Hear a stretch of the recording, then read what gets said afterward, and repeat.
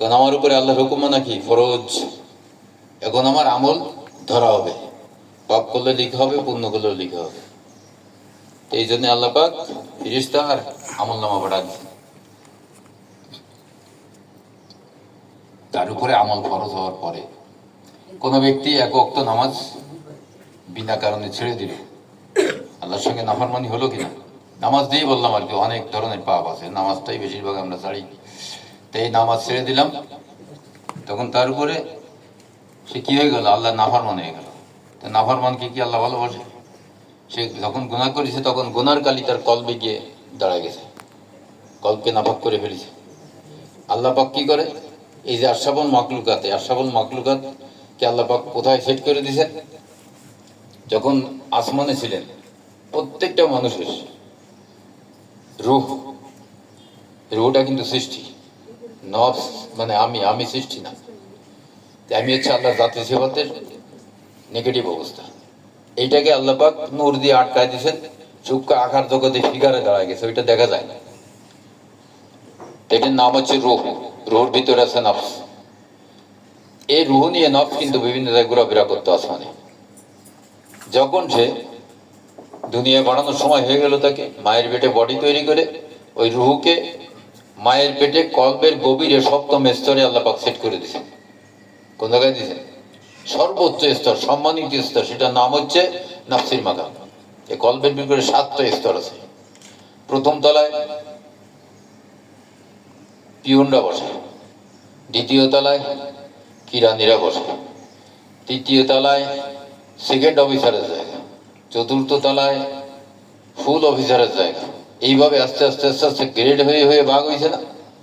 আমাদের এখানে গজ যদি বড় হয়, এই রুমে ওরা, ওই রুমে তারা, এরকম বিল্ডিং একটা, প্রতি তালায় ওই এক ব্যাচ কর্মচারী ধরে, তাহলে 7 তলা বানাইছে। 7 তলা বানাবে, উপরে থাকে হচ্ছে মালিক। এই দেহরাষ্ট্রের মালিক যে আল্লাহ তাকে মালিক বানাইছে, এই 7 তলার উপরে থাকে। যখন সে আল্লাহর সঙ্গে নাফরমানি করেছে, তার রাজত্ব শেষ। মালিকের সঙ্গে বেঈমানি করেছে, মির্জাফরি করেছে, না আমায় একেবারে গেটের থেকে আউট, গেটের থেকে আউট করে দিচ্ছে, দিয়ে গেট আটকায় দিচ্ছে। তাহলে সম্মানিত জায়গায় কি এখন আমি আর আছি? আমাকে অসম্মানিত জায়গায় ফেলানো হয়েছে। এটার নাম হচ্ছে সুদূর। এই সুদূরের মাধ্যমে এসে দেখি, আরে বাপরে, এখানে শয়তান আছে, বিভিন্ন ধরনের বাধা বিপত্তি আছে, তারপরে জিন আছে, জাদু আছে, মানুষরূপী শয়তান আছে, জিনরূপী শয়তান আছে। এমনই একটা জায়গায় ফেলানো হয়েছে, যেমন কিনা একটা মানুষকে জঙ্গলে ছেড়ে দেওয়া, চতুর্দিকে তার দুশ্মন, সে একা, তাই না? এখন এই অবস্থায় এই মানুষটা বিপদে পড়ে গেছে দুনিয়া। তো এই বিপদে পড়েছে কিন্তু সে ইচ্ছে করে, তার কারণ আল্লাহর হুকুম যে মানে নাই, তখন তার আশরাফুল মাখলুকাতের মর্যাদা আর থাকলো না। আদম আলাইহিস সালামকে দেওয়া হয়েছিল, উনি জান্নাতে থাকা অবস্থায় ইবলিসের প্রতারণার শিকার হয়ে ওনাকেও নামতে হয়েছে জমিনে। আদম সন্তান আমরা, আমাদেরকে ওই আশরাফিয়ত দিয়ে আল্লাহ জমিনে পাঠাইছেন। আমরা কিন্তু শয়তানের ধোঁকা এইখানেই নাফরমানি করে হয়েছি আল্লাহর সঙ্গে। তখন আমার ওই আমানত চলে গেছে, আমানত চলে গেছে। আমি এখন রাষ্ট্র হারাইছি, আমি এখন পথের ভিখারি, আমার এখন আল্লাহর দরবারে কোনো দাম নেই। একটা কুকুরের যে দাম আছে, আল্লাহ আমার সে দাম নেই। তার কারণ আসমান জমিনে যা কিছু আল্লাহর তাসবিহ তেলাওয়াত করে, তাহলে কুকুর তো আসমান জমিনের ভিতরে একটা সৃষ্টি, ওর কিন্তু পাপ নেই, ওর বডি পবিত্র। আল্লাহ পাক বলছো নাপাক, এই জন্যই নাপাক। খ্রিস্টানদের জন্য আল্লাহ পাক শুয়োর বলেছে পাক, তোমরা খাবা, তাদের জন্য হালাল না। আমাদের শরীয়তে আল্লাহ বলছে এটা হারাম, তোমরা খেয়ে না। তা আমরা ঈসা আলাইহিস সালামের শরীয়ত দিয়ে শুয়োর খাতি করবো?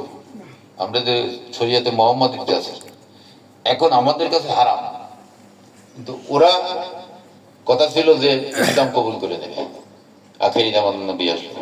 ওরা মানে নাই, ওদের মতো ওরা রয়ে গেছে। তাদের শরীয়তে হালাল, কিন্তু তাদের শরীয়ত এখন তো ভেজাল যুক্ত হয়ে গেছে, তাই না? এইরকম আল্লাহ পাক যদি বলেন হালাল, তো হালাল। কোন নবী রসুলের পাপ নাই, তারা পাপ করলেও পাপ হবে না।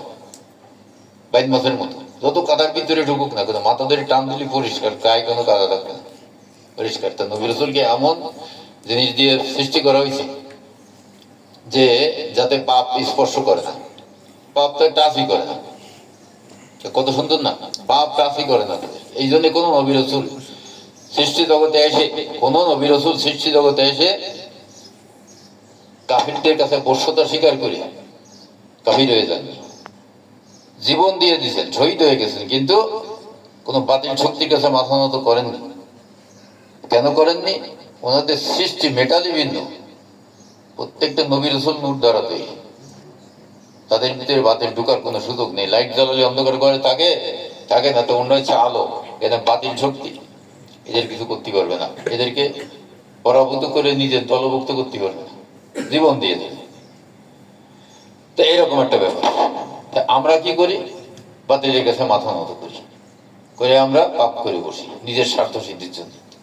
তখন আমার কি হয়? সে আশরাফিয়া ধারায় ফেলি, আল্লাহর দরবারে আমার আর কোনো দাম থাকে না। তখন আল্লাহ পাক বলতেছেন জানোয়ার সে নিকৃষ্ট হয়ে গেছে। এই যে অবস্থাটা আমি পৌঁছে গেছি, ছিলাম আমি আশরাফুল মাখলুকাত, আল্লাহ পাকের সিফাতের বিকাশ। সূরা রূম 30 নম্বর আয়াত, ফাকিম ওয়াজহাকা লিদ-দীনি হানিফা ফিতরাতাল্লাহিল্লাতী ফাতারান নাস আলাইহা। ও বান্দা, তুমি তোমাকে সঠিক দিনের পরে প্রতিষ্ঠিত করো। প্রত্যেকটা মানব সন্তানকে আল্লাহ পাক সমগুণ দিয়ে জমিনে পাঠাইছেন, ফিতরত দিয়ে জমিনে পাঠাইছেন। লা তাবদীলা লিখালকিল্লাহ, আল্লাহ সৃষ্টির কোনো পরিবর্তন নাই। ওয়ালাকিন্না আকসারা যালিকা দীনুন কাইয়্যিম, ওই প্রকৃত দিন। প্রকৃত দিন কি? আল্লাহর সিফাতের বিকাশ হওয়া, আল্লাহর গুণে গুণী হওয়া, সে প্রকৃত দিনদার। ওই দিনে আসতে বলতেছেন। আমরা তো নামাজ পড়ি, রোজা রাখি, হজ করি, যাকাত দিই, আমরা দিনের পথে আছি। আসলে এটাকে আল্লাহ পাক দিন বলেন নাই, এটা হচ্ছে দিনে পৌঁছানোর মাধ্যম, দিনে পৌঁছানোর উপকরণ। এখানে দিনে পৌঁছানোর উপকরণ হচ্ছে আমাদের আমল, আর প্রকৃত দিন হচ্ছে আল্লাহর ফিতরত।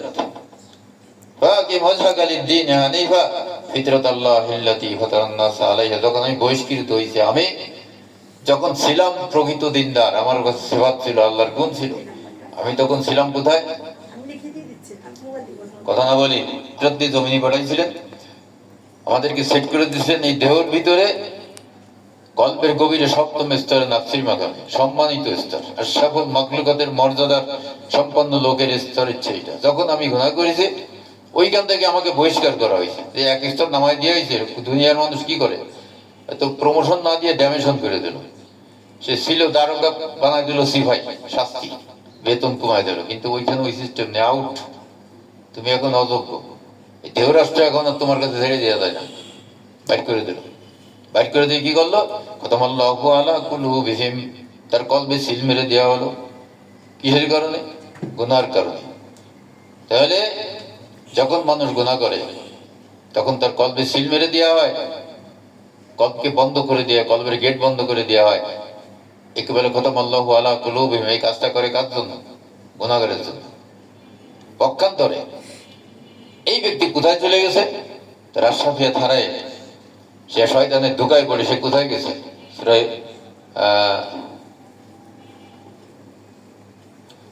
ওমাইয়াশুন যিকরির রহমান, সূরা যুখরুফ 36 নম্বরে, ওমাইয়াশুন যিকরির রহমানি নুকাইয়িদ লাহু শাইতানান ফাহুয়া লাহু কারিন ওয়া ইন্নাহুম লায়াসুদ্দুনা আনিস সাবিলি ওয়া ইয়াহসাবুনা আন্নাহুম মুহতাদুন। যদি আমি রবের থেকে মুহূর্তের জন্য অন্তরকে ফিরাইনি, অন্যমুখী হই, ছিলাম আল্লাহমুখী, এক মুহূর্তের জন্য যদি অন্যমুখী হই, শয়তান কিন্তু সুযোগ পেয়ে যায়। আল্লাহ পাক বলছেন মুকাইয়্যিদ লাহু শাইতান, আমার হুকুমে শয়তান তাকে গ্রেফতার করে, তাকে আটকায় দেয় পর্দা দিয়ে। ফাহুয়া লাহু কারিন, তার সঙ্গী হয়ে থাকে, এইভাবে থেকে অসহসার কুমন্ত্রণা দিতে থাকে। ইন্নাহুম লা ইয়াসুদ্দুনা আনিস সাবিলি, এইভাবে সে পথভ্রষ্ট হয়ে যায়, সে নিজেই বুঝতে পারে না। ইয়াহসাবুনা আন্নাহুম মুহতাদুন, আর সে মনে করে কি আমি তো সঠিক পথের পরেই আছি, আমি তো নামাজ পড়ি, রোজা রাখি, হজ করি, যাকাত দেই, ভালো কথা বলি, মানুষের ক্ষতি করি না, এই করি না, সেই করি না, কিন্তু একটা গুনার কারণে তুমি যে সিরাতাল মুস্তাকিম থেকে বহিষ্কৃত হইছো, এই খবর তোমার নাই। তো যখন মানুষ এই অবস্থায় চলতে থাকে, ওই শয়তানের কুমন্ত্রণায় নিজের ইচ্ছা মতো, নিজের খেয়াল খুশি মতো চলতে থাকে, তখন আল্লাহ পাক সূরা জাসিয়া 23 নম্বর আয়াতে বলতেছেন, আফারা আইতা, তুমি কি দেখো না, মানিত্তাখাযা ইলাহাহু হাওয়াহু, যে নিজের মতকে প্রাধান্য দেয়, আল্লাহর হুকুমকে তোয়াক্কা করে না, নিজে যা ভালো বোঝে সেই পথে চলতে থাকে।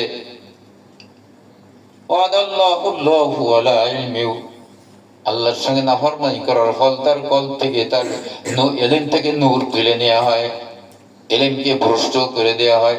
সে যদিও আলেম, কিন্তু কোরআনের আয়াত সে বোঝে না, তার উপকারে আসে না, এই এলেম তার উপকারে আসে না।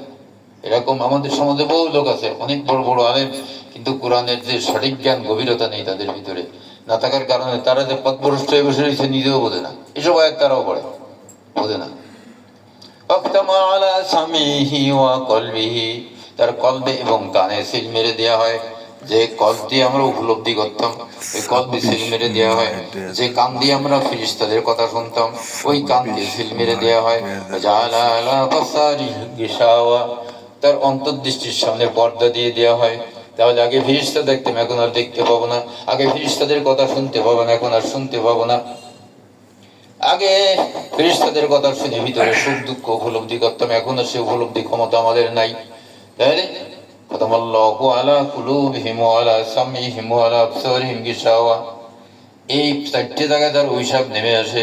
সূরা আরাফ 179 নম্বর আয়াতে আল্লাহ পাক তার ফলাফল বলে দিচ্ছেন, ওয়ালাকাদ জারানা লিজান্নামা কাসীরাম মিনাল জিন্নি ওয়াল ইনস লাহুম কুলুবুন লা ইয়াফকাহুনা বিহা ولهم أعين لا يبصرون بها ولهم آذان لا يسمعون بها أولئك كالأنعام بل هم أضل أولئك هم الغافلون। তাদের কল্প দিয়েছে উপলব্ধি ক্ষমতা হারাইছে।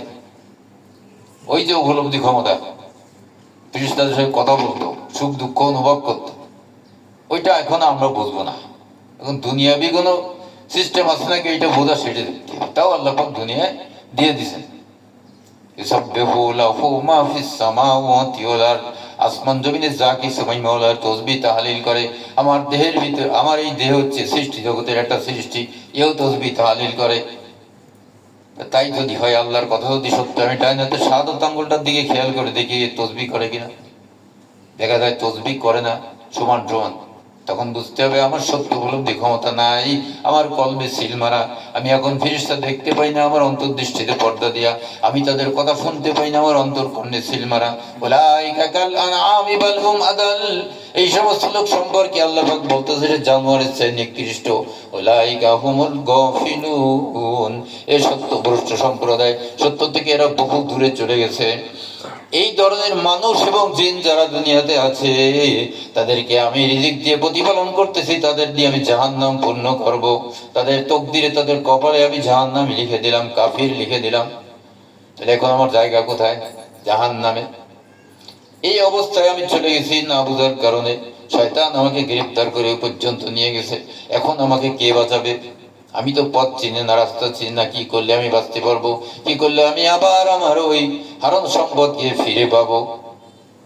এইভাবে যখন সে চিন্তা করতে থাকে আর খুঁজতে থাকে কিভাবে বাঁচা যায়, কিভাবে বাঁচা যায়, আল্লাহ পাক সূরা ওয়াকিয়া 79 নম্বর আয়াতে বলতেছেন, ওয়াল্লাযীনা জাহাদু ফীনা লানাহদিয়ান্নাহুম সুবুলানা ওয়া ইন্না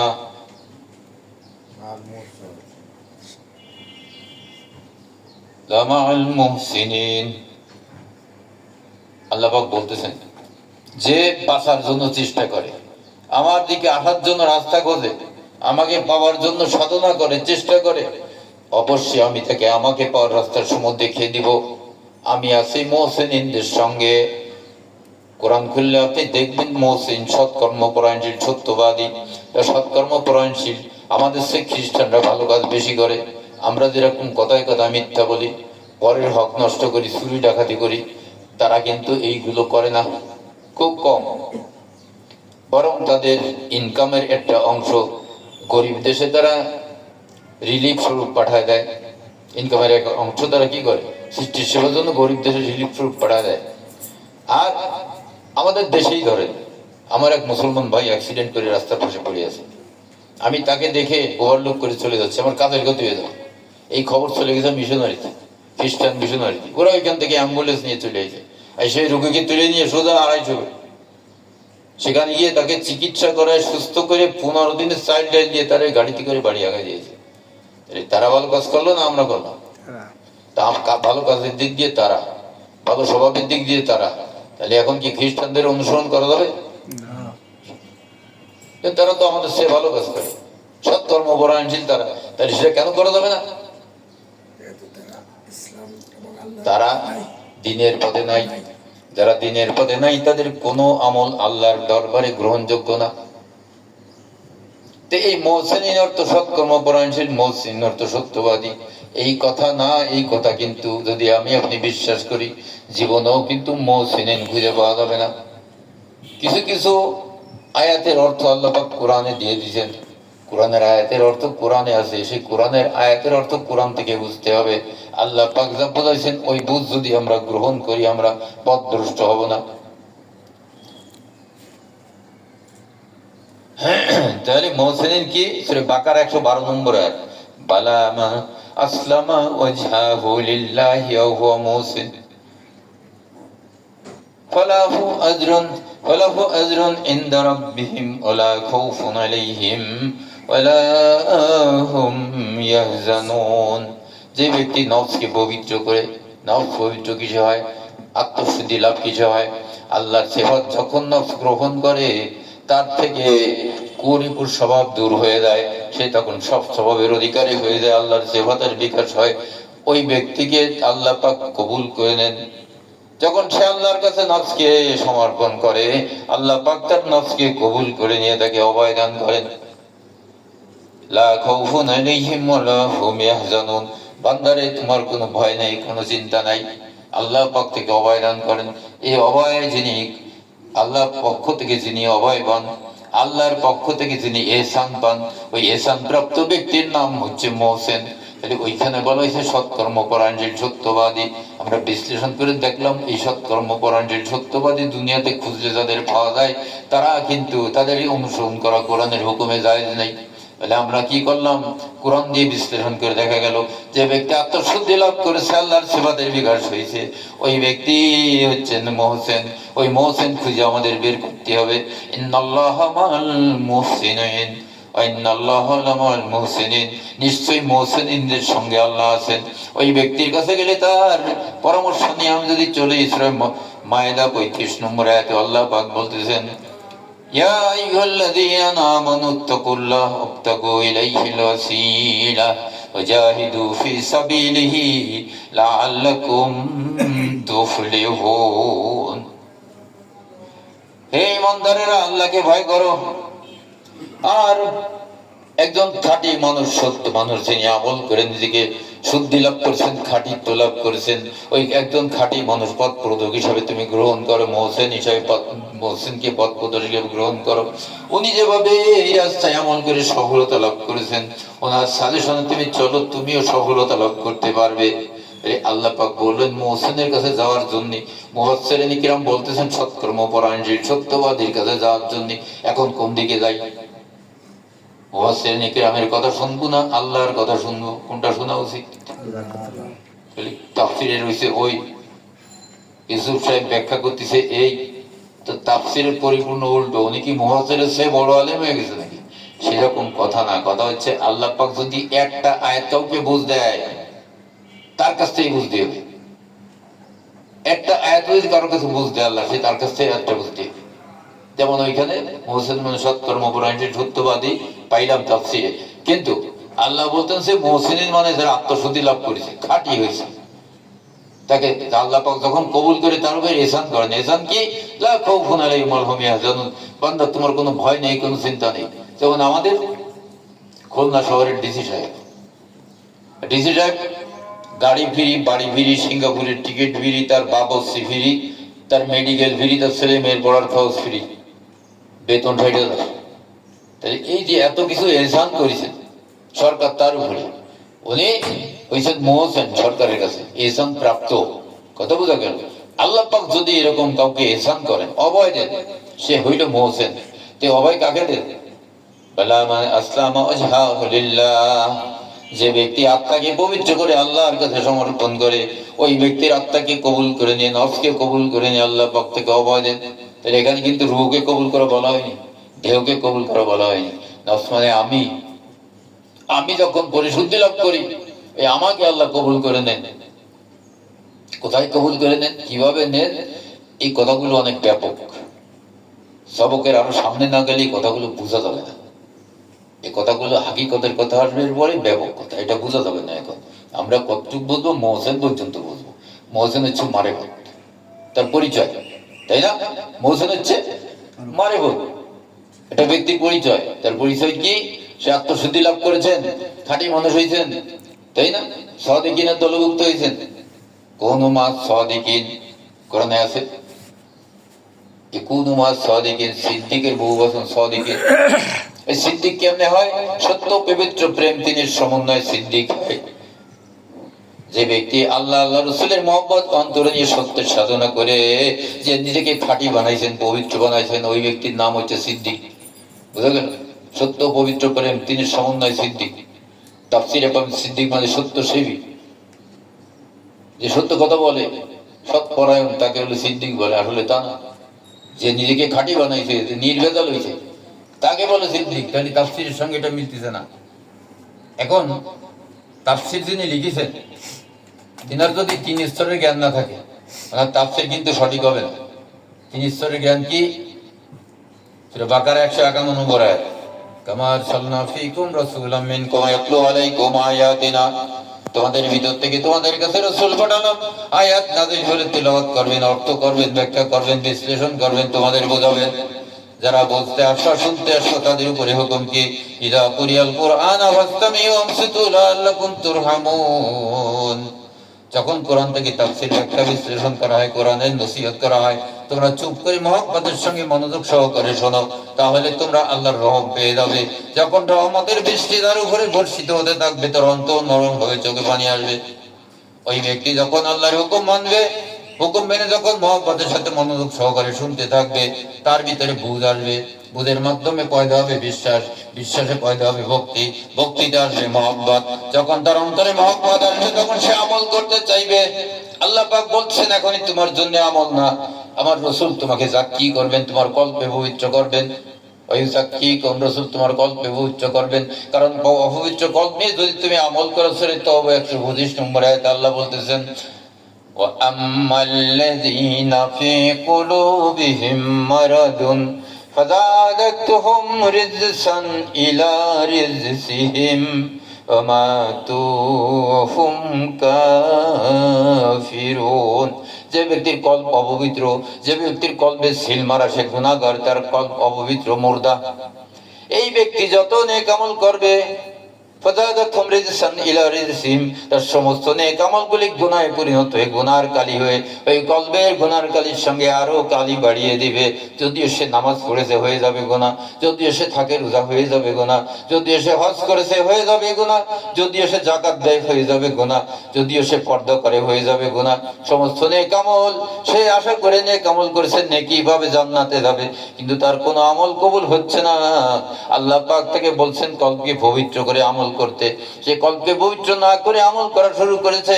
আমরা যদি বিরিয়ানি প্যাকেট ডাস্টবিনে ঢেলে দিই, সকলকে যদি বলি চামচ নিয়ে যাও আর প্লেট নিয়ে যাও, ওইখান থেকে এক এক প্লেট সবাই এনে খাওয়া শুরু করে, কেউ খাবে?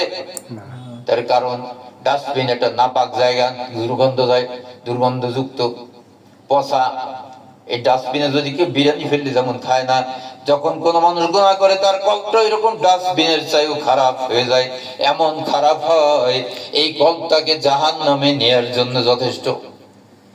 একটা মানুষ মুমিন, মুত্তাকি, রাস্তায় চলতেছে রাত্রে, সাপে কামড় দিয়ে মেরে ফেলল। সাপের কামড়ে মুমিন বান্দা মারা গেলে শহীদ হয়।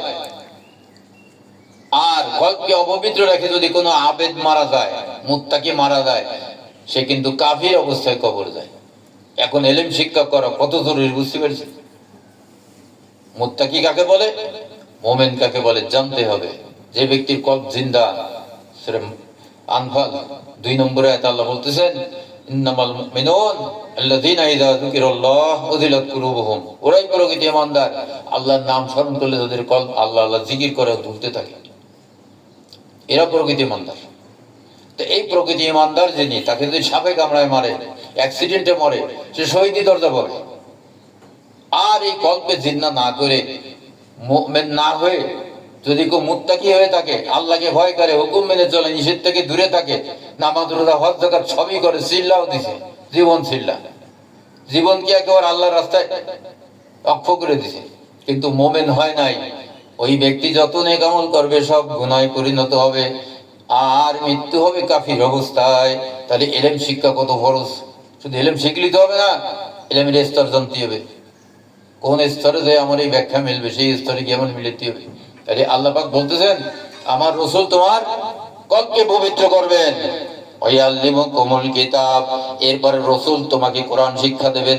আমরা শিখেছি কার কাছে? হুজুরের কাছে। হুজুর তো নায়েব রাসূলও না, হুজুরের কলব মুর্দা, তার নিজের আমল কবুল হয় না।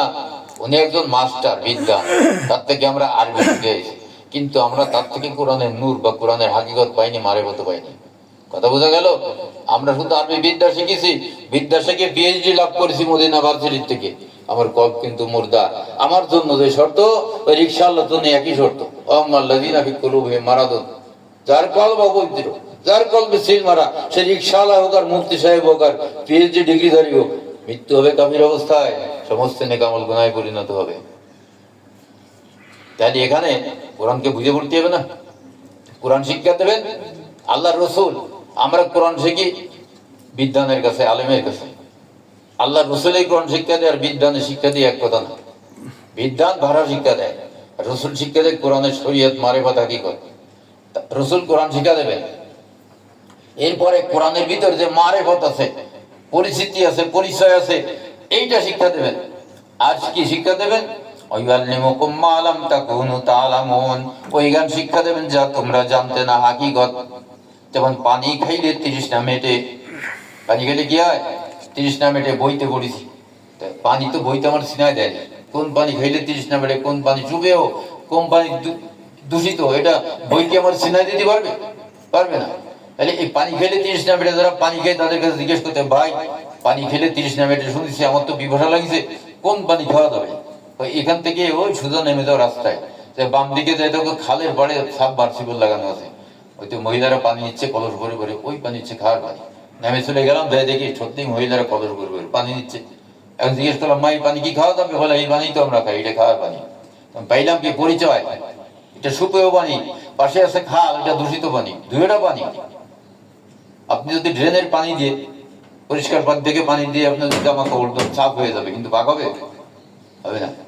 এইরকম তো সুপেয় পানি দূষিত পানি চিনতে হবে, এটা তো মারেফত। এটা কিন্তু আমরা বই পড়ে চিনতে পারি। তারপরে এই পানি খাইতে তৃষ্ণা মেটে, আমি যখন পানি খাইলাম, পান করলাম, আমার তৃষ্ণা মিটে গেল, এটার নাম হলো হাকিকত, মানে বাস্তবতা। আমি কেন পানি খাবো? তৃষ্ণা মেটানোর জন্য, এর নাম বাস্তবতা, হাকিকত। এর মাঝে আছে পরিচয়, এর আগে আছে ধারণা। তো শরীয়তি জ্ঞান আমাদের ধারণা দেয়। দেখা যাচ্ছে একে ধোঁয়া উঠতেছে, তো মনে করলাম কি ওই জায়গায় আগুন আছে, যাই বিড়ি ধরে নিয়ে যাই দেখি কি যে ওইখানে আগুন নেই, এসিডির ভিতরে সোনা দিয়ে পাকাচ্ছে স্বর্ণকার, ধোঁয়া উড়ে যাচ্ছে উপরে। তাহলে ধোঁয়া দেখলে কি নিচে আগুন আছে? এটা সত্য? সত্য না। যখন আমরা গোড়ায় গেছি, এর মারেফত দেখলাম, পরিচয় দেখলাম, তখন দেখলাম যে না, এটা সেই আগুন না, এটা হচ্ছে রাসায়নিক বিক্রিয়ার ফলে ধোঁয়া তৈরি হয়েছে, সোনা পাকাচ্ছে এই সিস্টেমে। এখানে আগুন নেই, এখানে হচ্ছে সোনা পাকায়, ধোঁয়া উড়ে উপরে। এখন উদ্দেশ্য কি? সোনা পাকানো, তাই না? আমরা মারেফত দেখলাম, হাকিকত দেখলাম, ওইটা সোনা পাকানোর জন্য এটা করতেছি। তাহলে 3 স্তরে জ্ঞান পাইলাম। এই 3 স্তরে জ্ঞান শিক্ষা দেবেন রাসূল। কারণ আমরা যদি বিদ্বানের কাছে গিয়ে আরবি কালাম শিখে সহি শুদ্ধভাবে কোরআন তেলাওয়াত শিখে নামাজ পড়া শুরু করলাম, কিন্তু আমার কলব অপবিত্র, আমার অবস্থান কোথায়? কলব অপবিত্র, কলবে সিল মারা, আমি গুনাহগার। এই কথাই ইমাম মালিক রাহমাতুল্লাহ মুওয়াত্তা কিতাবে আনিছেন, মান তাফাক্কাহা ওয়া লাম ইয়াতাসাওয়াফা ফাকাদ তাফাসসাকা, যে ব্যক্তি ইলমে শরীয়তে আলেম, ইলমে মারিফত শিখলো না, ওই ব্যক্তি ফাসিক। তার কারণ তার কলব মুর্দা, সে নূর পায় নাই। ইলমে মারিফতে যখন সে ঢুকবে, তার কলব জিন্দা হবে, কলবে নূর আসবে। কিন্তু ইলমে তাসাউফ সে শিখে নাই, ইলমে শরীয়তে আলেম হয়েছে, ওই ব্যক্তি ফাসিক, গুনাহগার। সে যত নেক আমল করবে সব গুনাহে পরিণত হবে। যে ব্যক্তি ইলমে মারিফত শিখলো, শরীয়তের দাঁত ধরে না। তখন আমাদের দেশে কিছু ফকির আছে, শরীয়তের দাঁত ধরে না, তারা মারিফত করে। এই যে মারিফত মানে হচ্ছে মরার পথ, শরীয়ত বিন মারিফত, এটা হচ্ছে মরার পথ। যে ক্ষেত্রে বেড়া নাই, উন্মুক্ত ক্ষেত, এইটাতে ফসল আছে বললে কেউ বিশ্বাস করবে? তো গরুতে খেয়ে গেছে কবে, তাই না? আর যদি বেড়া থাকে, একটা গাছ রাখলে সেটা কি হবে? সংরক্ষিত থাকবে। এরকম আপনার ভিতরে শরীয়ত থাকে, আপনার ভিতরে যদি নূর ঢোকে, সংরক্ষিত হবে। আর যদি আপনি শরীয়ত ঠিক না রাখেন, আপনার কিন্তু শয়তানে ধ্বংস করে দেবে। এই হচ্ছে ক্ষেতের বেড়ার উপমা আর কি। তাহলে এখন দেখা যাচ্ছে আমাদের কোরআন শিখতে হবে আল্লাহ রসুলের কাছ থেকে। রসুল নাই, কার কাছে শিখবো? আল্লাহ রসুল বলেছেন নায়েবে রসুলের কাছে শিখবো, যিনি শরীয়তে আলেম মারিফতে কামেল। তাহলে যে ব্যক্তিরা শরীয়ত বাদ দিয়ে মারিফত করে, এরা কি জিন্দিক, কাফের, সে মারাত্মক। দেখবেন অনেক ফকির আছে, এরা ইসলামের কথা বলে কিন্তু তারা শরীয়ত মানে না। বেটা বেটি একসাথে জিকির করে লাভায় লাভায়, কোন শরীয়তে আছে? তারা মজা পায় তাই করে, মজাটা তো শয়তানে ধরায় দেয়, এটা তো শরীয়তে নিষিদ্ধ, হারাম। সেই কাজ যারা করতেছে এরাও ইসলামের কথা বলে। আমরা তো কোনো হিংসা করি না, আমরা সকলকে ভালোবাসি, এটা জায়েজ নাই। আল্লাহ আপনাকে এই সুযোগ দেয় নাই, তা আপনি সেটা যদি করেন, আপনি শরীয়ত থেকে বাইরে চলে গেছেন। তখন কি হবে? জিন্দিক। এরা নেক্সট সুরতে মুসলমানদেরকে বদভস্ত করতেছে, পরিচয় দেয় মুসলমান, কিন্তু এরা নিজেরা আর একটা ধর্ম বের করে দিচ্ছে, মুসলমান পরিচয়। আমান জামা বাইনা হুমা ফাকাত তাহাক্কাকা, যে ব্যক্তি ইলমে শরীয়ত আলেম, ইলমে মারিফতে কামেল, ওই ব্যক্তি হক্কানি আলেম। আল উলামা ওয়ারাসাতুল আম্বিয়া, এই হক্কানি আলেম হইল নায়েবে নবী। লাউ দারা আলিমান আলা করিয়তি রাফা আল্লাহু তাআলা আযাবাল কবরি 40 ইয়াওমা, যে ব্যক্তি যদি এইরকম হক্কানি আলেম নায়েবে যদি কোনো এলাকা দিয়ে হেঁটে যায়, আল্লাহ পাক তার সামনে ওই এলাকার 40 দিন তার গোড়াদাগ মাফ করে দেন। সুবহানাল্লাহ, সুবহানাল্লাহ বিহামদিহি। হক্কানি আলেমের দরবারে যদি কোনো ব্যক্তি যাওয়ার নিয়ত করে, ডাইন পা তুলে সামনে দিছে, বাপ উঠানোর আগে আল্লাহ পাক পিছনের গুনাহ তার মাফ করে দেন। এই ব্যক্তি যখন রাস্তায় চলতে থাকে, প্রতি কদমে কদমে আল্লাহ পাক নেকি দান করেন, নূরের ফেরেশতারা নূরের পাখনা বিছিয়ে দেয় তার সম্মানের জন্য। ওই ব্যক্তি এই যখন হক দরবারে ঢুকে, প্রতি শ্বাসে শ্বাসে তার নেকি হতে থাকে। আর এইখানে যত আমল সে করে, যে কথাগুলো সে শোনে, এই ব্যক্তির আমল নামে পরপর নেকি লেখা হতে থাকে। আমি যদি এখানে বাদে কথা বলি, অন্য মানুষকে হই ডিস্টার্ব করি, তাহলে ফেরেশতারা কি নেকি লাগবে না গুনাহ লাগবে? তো সাবধান হতে হবে না। দরবারটা কার? আল্লাহ রসুলের দরবার। আমরা সবাই রসুলের খাদেম। আল্লাহ পাক আল্লাহ রসুলের খাদেম বানাইছে বলে আমরা এই দরবারটায় বইছি। যাদেরকে কবুল করেছে তারা দরবারে আসছে, তাই না? এখন আল্লাহ পাক কবুল না করলে আমরা আসতে পারতাম না। এই দরবার অতি মূল্যবান দরবার, যদিও লোক কম, কিন্তু এক একজনের একটা হীরের টুকরো। কিয়ামতে দেখতে পারবে একটা নূর যে নিয়ে গেছে কলবে, সেটা তাহারই 8 নম্বর আয়াত। আল্লাহ পাক বলতেছেন সেই নবী রাসূল সেই প্রগতি বান্দা, তার সঙ্গে কোনো খারাপ ব্যবহার করা হবে না। তাহলে আমরা জানলাম কি? রসুল থেকে কোরআন শিখতে হবে, অথবা নায়েবে রসুল থেকে। তা না শিখলে আমরা বিদ্যানের কাছে কোরআন শিখলে এলমে হিকমত, এলমে হাকিকত তার কাছে নাই। শরীয়তে এলেম আছে, শরীয়তে এলেমে যতটুকু পাওয়া যায় ওতে আল্লাহ প্রাপ্ত হওয়া যায় না। এই জন্য আমাদেরকে বলা হয়েছে তোমরা কোন মা সাদিকিন, মুহসিনদের সঙ্গে ওলিদের সঙ্গে। তো এই যে অবস্থা, আমি যে কব থেকে বহিষ্কৃত হয়েছি, এখন নবী রসুল আমাদের কাছে দাওয়াত নিয়ে আইছেন, নায়েবে রসুল দাওয়াত নিয়ে আইছেন, আমি চুপ করে মহব্বতের সাথে মনোযোগ সহকারে শুনবো, তাহলে আল্লাহ রহম হবে, অন্তর নরম হবে। তখন কি করতে হবে? রসুলের মাধ্যমে আমার জাকি হতে হবে, কলকে পবিত্র করতে হবে, পিছনের গুনার পাহাড় সরাই নিয়ে কলকে পবিত্র করতে হবে। তখন আমি যে আমল করবো নেকি রূপে এখানে জমা হবে, নূর রূপে। তো এই কাজটা কে করবেন? আমি যদি সারা জীবন আমল করি, আমার কল থেকে গুনার পাহাড় কিন্তু সরবে না, পাহাড় বড় হতে থাকবে। তখন আমার কি করতে হবে? নবী অথবা নায়েবে নবীর মাধ্যমে, তওবার মাধ্যমে আমার কলকে পবিত্র করতে হবে। পবিত্র হলেই কল জিন্দা হবে। যখন কল জিন্দা হয়, যখন তার জীবনের গুনাহ মাফ হয়ে যায়। আল্লাহ পাক সূরা জুমার 22 নম্বর আয়াতে বলতেছেন, আফামান শারাহাল্লাহু সাদরাহু লিল ইসলামি ফাহুয়া আলা নূরিম মির রাব্বিহি। যে ব্যক্তিকে আল্লাহ পাক মাফ করে দিলেন, ওই ব্যক্তিকে আল্লাহ পাক নূর দান করেন, সে আল্লাহ পাকের নূর দ্বারা আলোকিত হয়ে আছে। আর ওই ব্যক্তির জন্য কলবের সিল কেটে দিয়ে কলবের গেট খুলে দেওয়া হয়। এই নূর প্রাপ্তির সঙ্গে সঙ্গে ওই ব্যক্তি কলবে ঢুকে যায় নসরের মাকামে। এখন তার সামনে থাকে আরো 5-6টি মাকাম। সুদূর নসর শামসি নূরি কুরবি মাকিন নাফসি, 7টা মাকামের একটা আল্লাহ পাক দয়া করে আগায় দিলেন। 500 বছরের রাস্তা আমি এগিয়ে গেলাম, আর 3000 বছরের রাস্তা আমার কিন্তু আমল করে এগোতে হবে। এই রাস্তা আমার অজানা অচেনা, এই জন্য রাস্তার সঙ্গী হিসাবে আল্লাহ পাক কুনু মা সাদিকিন বলেছেন, আবতাগু ইলাইহি বলেছেন। নবী অথবা নায়েবে নবী যিনি এই রাস্তায় চলে সফলতা লাভ করেছেন, তার সঙ্গী হতে হবে। উনি যেভাবে আমাকে নির্দেশনা দেন ওইভাবে যদি আমি চলতে থাকি, আমার এইভাবে 1 2 3 4 করে মাকাম উত্তীর্ণ হতে হতে আমি যখন 7 নম্বর মাকামে পৌঁছাবো, নাফসির মাকামে, আমি আবার সেই হারাম সম্পদ ফিরে পাইলাম, আমি হয়ে গেলাম আবার কি আল্লাহ সেই প্রতিনিধি। তাই প্রতিনিধিত্বের দায়িত্ব দিয়ে আল্লাহ পাক জমিনে পাঠাইছেন, আমি কিন্তু সেইটা হারায়ে পানিশমেন্ট কাটতেছি। এই ইবাদত বন্দেগী করতেছি নিজেকে পবিত্র করার জন্য। ইবাদতটা আল্লাহর জন্য না আমার নিজের জন্য। কথা বোঝা গেল?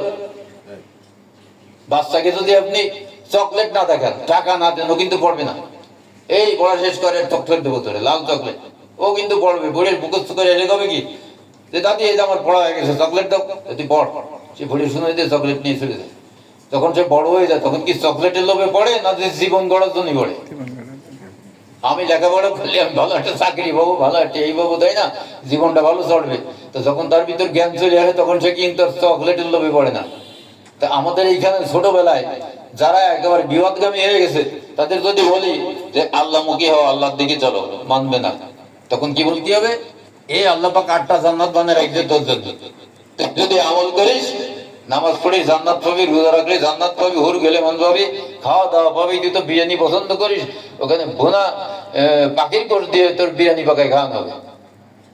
আমল কর, তখন এই জান্নাতের লোভে তারা কিন্তু আমল করে। যে তাবলিগে যারা যায় জান্নাতের লোভে ঘর বাড়ি বেঁচে চলে যাচ্ছে চিল্লায়, জান্নাত বড়টা যেতে হবে, হচ্ছে চকলেট।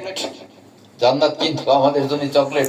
আরে বাবা, আমরা তো আল্লাহর প্রতিনিধি, জান্নাত দিয়ে করবো কি? জান্নাত আমার জন্য 24 ঘন্টা কান্দে। আল্লাহ তুমি এতদিন আমার বানাইছো, কবে আসবে সে? আমি কবে তার খেদমত করবো? জান্নাত আমার জন্য কান্দে। আমি যদি জান্নাতের জন্য কান্দি তাহলে কিরকম হয়ে গেল? আল্লাহ দিছে আমার আশরাফুল মাখলুকাত বানায়, জান্নাতের মালিক বানাইছে। এখন আমায় যদি সেই জান্নাতের জন্য কান্দি, আল্লাহ সন্তোষের দিন না তাকাই, তাহলে ব্যাপারটা কেমন হয়ে যায়? এখানে কথা বুঝার আছে না? আমার কি করতে হবে? আমি চকলেট নিয়ে ঘুরি থাকবো, না আমি আল্লাহর প্রতিনিধিত্ব নিয়ে ঘুরি থাকবো? আল্লাহর কাজ তুমি করবা, আল্লাহর কাজ ওই ব্যক্তি করবে। মদিনার জামাতে আল্লাহ পাক এমন এমন লোক রাখিছেন, আল্লাহ পাক ফেরেশতা বানাতে 70,000, এই ব্যক্তি 70,000 ফেরেশতা বানাতে পারে। প্রত্যেকে তার কমন ফলো করে। শিখাই দিছি, 1 জন 2 জন 10 জন শিখাই দিছি, তুমি গ্রুপ করে 70,000 বানাও, কোনো সমস্যা নেই। গ্রুপ করাও লাগবে না, একজনের মাথায় হাত দিয়ে আল্লাহর আসিম কুদরত মুর্শিদ কিবলা রাসূলুল্লাহ 70,000 ফেরেশতা বের কে আল্লাহ বিসমিল্লাহির রহমানির রহিম ফটো কপিয়ে দেখো যে সামনে মাঠ ভরে গেছে 70,000। এসব জ্ঞান তো ইলহামে আছে, এইসব জ্ঞান কি কিতাবে আছে নাকি? তো যিনি আল্লাহর প্রতিনিধি হবেন, আল্লাহ পাক তাকে পরিচালনা করবেন, তাকে এইভাবে ইলহামের মাধ্যমে, লাদুনির মাধ্যমে জ্ঞান দেবে। এই লাদুনি দিয়ে আল্লাহ পাক কিয়ামত পর্যন্ত এই দুনিয়াতে সহি তরিকা ব্যবহার রাখবেন। যাদের উপর এটা নাজিল হবে তাদের মাধ্যমে সংস্কার করবেন দিন। ওই যে একজনের আফাতে জাদু করে দিয়ে দিছে মোটা ধরনের, ওটা অপারেশন করতে হবে। অপারেশন করা মানে কি? জাকি করা। মাহাদির কাজ, মাহাদি আলাইহিস সালাম আসতেছে, ইমাম মাহাদি, আর যারা তার কাজ করতেছে তারা মাহাদির সেলা, মাহাদির শিষ্য। ইমামত দাজ্জাল আসতেছে, যারা তার কাজ করতেছে তারা দাজ্জালের সেলা। আল্লাহর হাবিব বলছেন আখিরি জামানায় দাজ্জালের আবির্ভাব হবে। তা আখিরি নবী যদি আখিরি জামানার নবী, তা কি জামানা বাকি আছে নাকি? তো জামানা যখন বাকি নেই তখন দাজ্জাল আছে। কোন রূপে আছে, কোন ভাবে আছে, আল্লাহ বাঁচায়। সামনের জুম্মায় আলোচনা করবে ইনশাআল্লাহ। অনেক সময় হয়ে গেছে, এই আলোচনা তুললে হুঁশ থাকে না। কথা শেষ না করতে পারলি তো হয় না। তাহলে আশরাফিয়াত শেষ হলো। মোটামুটি আশরাফুল মাখলুকাতের মর্যাদা আর কলবের যে 7টা স্তর আছে, এটা এখন ব্যাখ্যা বিশ্লেষণের পর্ব না, 10টা বিরায় বাদ দিয়ে গেছে। তো ওই সামনের দিন কলবের স্তরগুলো বিশ্লেষণ করবো, যে 7টা স্তর, কোন স্তরে কি নাম, নফস কিভাবে সেইখানে যায়, তাই না? নফস কোন স্তরে গেলে তার নাম কি হয়? যেমন আমরা যখন ক্লাস 1-এ পড়ি, কি বলবে? 1 স্তর, 2তে পড়ি 2 স্তর, কে? আব্দুল রবি। কোন ক্লাসে পড়ো? 5-এ পড়ি 5 স্তর, তাই না? এরকম কলবে এই যে 7টা স্তর আছে, এই 7টা স্তর, এই 7টা স্তরে 7টা স্টেশন আছে। 500 বছরের রাস্তার একটা স্টেশনের দূরত্ব। এই রাস্তাটার নাম হচ্ছে সিরাতুল মুস্তাকিম। বুঝা গেল? ইহদিনাস সিরাতাল মুস্তাকিম আমরা যে সারা জীবন পড়ে আসতেছি, এই সিরাতাল মুস্তাকিম আমাদের বন্ধ থাকার কারণে আল্লাহ এটা কম্পালসারি করে দিয়েছে। এরপরে যখন ওই ব্যক্তি সিরাতাল মুস্তাকিম পেয়ে যায়, তখন তার কাজ আমল করে রাস্তা অতিক্রম করা। তো আল্লাহ পাক আমাদেরকে এই সিরাতাল মুস্তাকিম জানার বুঝার তৌফিক দেন। সামনের দিন ইনশাআল্লাহ কলব সম্পর্কে আলোচনা হবে, নফস সম্পর্কে আলোচনা হবে, আর এই যে দাজ্জাল কিভাবে চিনা যাবে এটা আলোচনা হবে ইনশাআল্লাহ। তো আল্লাহ পাক আমাদেরকে যা শুনেছি বুঝার তৌফিক দেন, মনে রাখার তৌফিক দেন, আমল করার তৌফিক দেন বলে আমিন। ইন্নাল্লাহ